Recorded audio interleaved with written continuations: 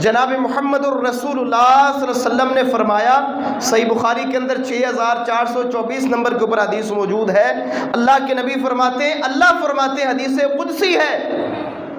اللہ فرماتے ہیں جس بندے کی میں کوئی پیاری چیز لے لیتا ہوں،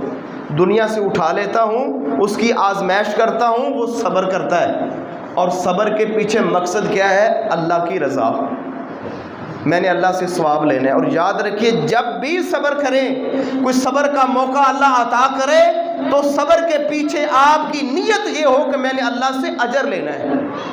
اور یاد رکھیے کوئی بھی نیک عمل کرے، سب سے پہلے اپنی نیت کو درست کریں کہ یہ نیک عمل میں اس لیے کر رہا ہوں کہ اللہ مجھے ثواب دے گا،